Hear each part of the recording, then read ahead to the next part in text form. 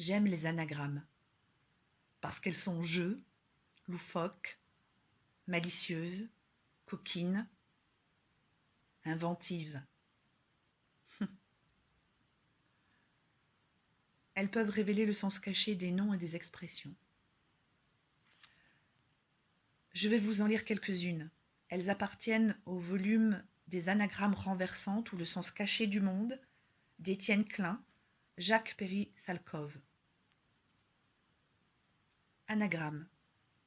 Nom féminin du grec ana, renversement, et gramma, lettre. L'anagramme consiste à mélanger des lettres d'un mot, d'une expression, en vue de former un nouveau mot, une nouvelle expression. C'est ainsi que les tripes ne sont pas sans esprit, les morues sans mœurs, le pirate sans patrie, le sportif sans profit et l'étreinte sans éternité. Il n'est tenu compte ni des accents, ni de la ponctuation.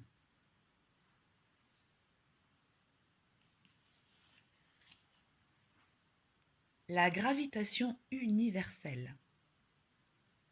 Si cette force de la nature avait été différente de ce qu'elle est, même très légèrement, les processus ayant cours au sein des étoiles en auraient été tout chamboulés.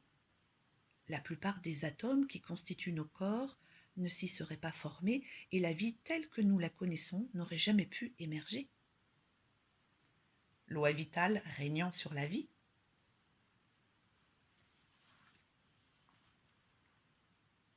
La Madeleine de Proust. Et je me pris soudain à rêver à certaines odeurs et saveurs qui, frêles mais vivaces, demeurent en nous à attendre, à espérer la gorgée de thé mêlée des miettes d'un petit morceau de madeleine qui les fera revivre. Qui sait si ces souvenirs remonteront jamais de leur nuit? Qui sait de quel breuvage pris contre notre habitude sortira la ronde ailée du temps?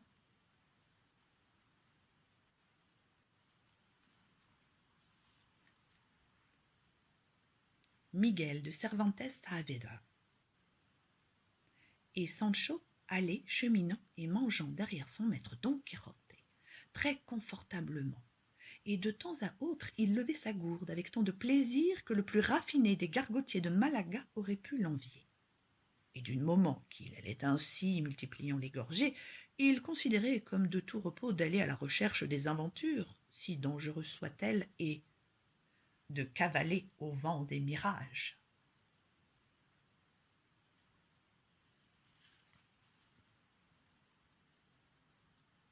Les paradoxes du chat beurré. Étant donné qu'un chat retombe toujours sur ses pattes et qu'une tartine beurrée s'écrase systématiquement sur le côté beurré, que se passerait-il si on laissait tomber un chat sur le dos duquel on aurait préalablement fixé une tartine beurrée? Certains spécialistes pensent que le félin l'évitera pour éviter de prendre parti. D'autres parient que le souple quadrupède finira par imposer la loi de sa chute. D'autres encore clament que la tartine ne saurait enfreindre la loi de l'emmerdement maximum qui lui colle à la peau. Enfin, il y a ceux qui expliquent que le comportement du chat et celui de la tartine sont si fondamentalement contradictoires que, associés l'un à l'autre, ils engendrent un certain nombre de paradoxes. Et pour peu que l'alcool s'en mêle, leur résolution toujours hasardeuse devient vite un aléa chaud d'experts bourrés.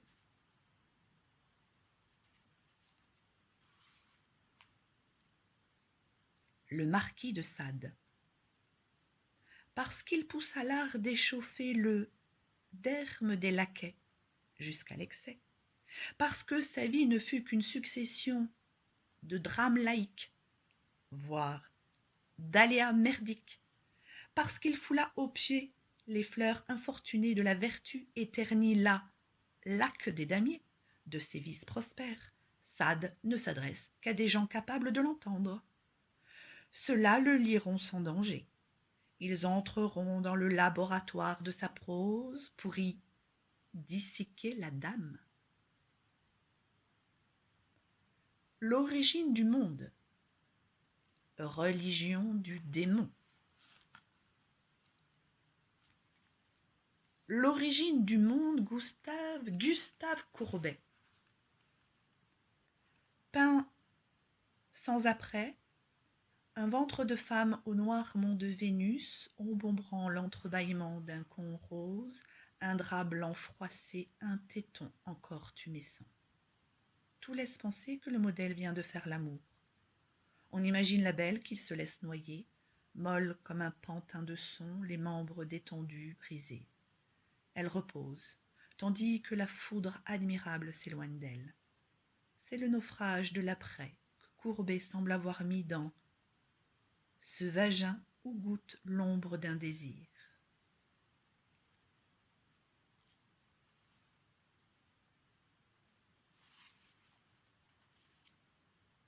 La courbure de l'espace-temps. Grâce aux équations d'Albert Einstein, on sait que la matière déforme l'espace-temps de l'univers, le courbe, le dilate ou le contracte. En retour, l'espace-temps la fait doucement glisser dans ses propres trames. Nulle frayeur dans ces gestes cosmiques, nul doute, nulle arrière-pensée. Pas non plus de bousculade.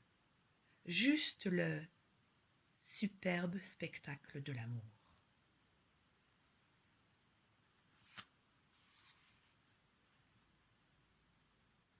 Être ou ne pas être, voilà la question.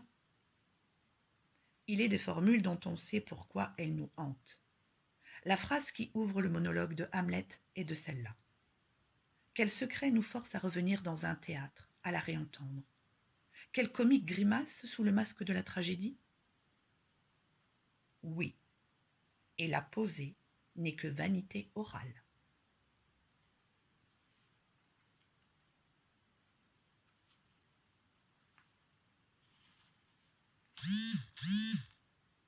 Les trous noirs sont des objets si denses que le champ de gravitation qu'ils engendrent empêche la lumière de s'en échapper. Tout ce qui passe à leur portée semble disparaître comme un trou sans fond. La théorie de la relativité générale d'Einstein parvient à interpréter en termes de courbure de l'espace-temps certaines propriétés de ces êtres infatigablement voraces. Mais la messe n'est pas dite pour autant.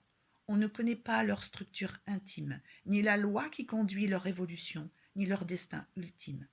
Une fois repus de matière, que deviennent-ils? Au fond, les trous noirs sont irrésolus. Le massif des écrins. Tout ce qu'il faut pour aimanter l'imaginaire des alpinistes, des pointes et des apics, des glaciers et des arêtes, des légendes et des tragédies, des héros aussi. Les défis sans merci.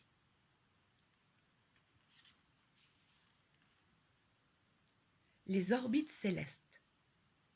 À ce jour, les astronomes ont recensé plus de 500 exoplanètes. Armés de télescopes et de patience, ils cherchent à identifier celles qui ressemblent à la Terre et pourraient héberger une vie comparable à la nôtre. Comparable ou, pourquoi pas, meilleure? Qu'est-ce qui empêche d'imaginer que ces orbites célestes abritent des êtres plus élégants et plus avancés que nous, plus sages aussi, formant, loin de notre système solaire, de très belles sociétés?